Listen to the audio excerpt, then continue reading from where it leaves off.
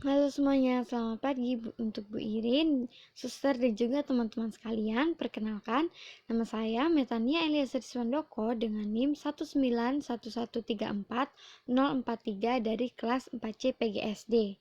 Di sini saya sebagai kelompok 7 yang akan membahas mengenai motivasi belajar. Materi yang akan saya bahas yaitu mengenai yang pertama, pengertian motivasi belajar, yang kedua, tujuan motivasi belajar, dan yang ketiga adalah fungsi motivasi belajar.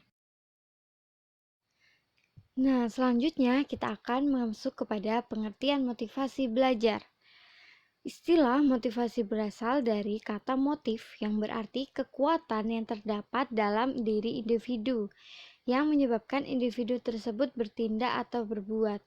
Menurut W.S. Winkel 2004, motivasi belajar adalah keseluruhan daya penggerak di dalam diri siswa yang menimbulkan belajar.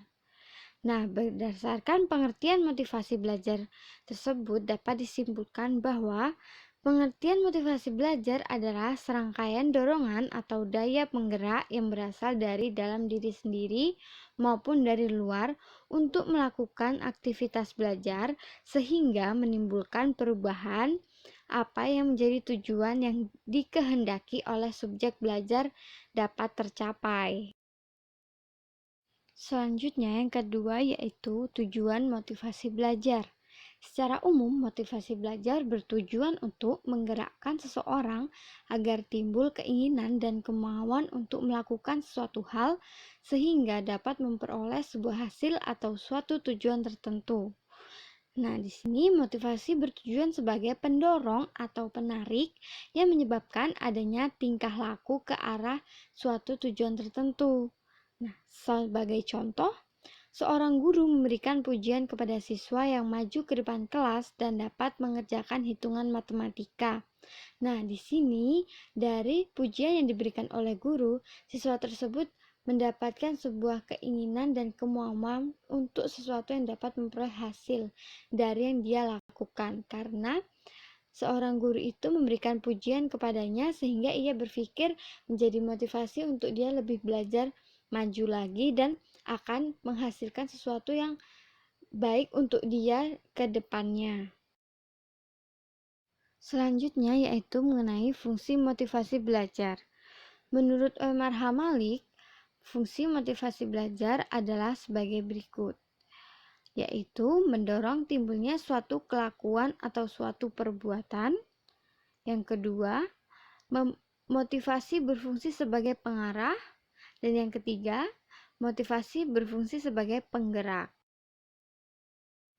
Menurut tokoh yang kedua yaitu Roschidan memaparkan 3 fungsi motivasi yang hampir sama, yaitu yang pertama, mendorong manusia untuk berbuat, maksudnya berfungsi sebagai penggerak atau motor yang melepaskan energi.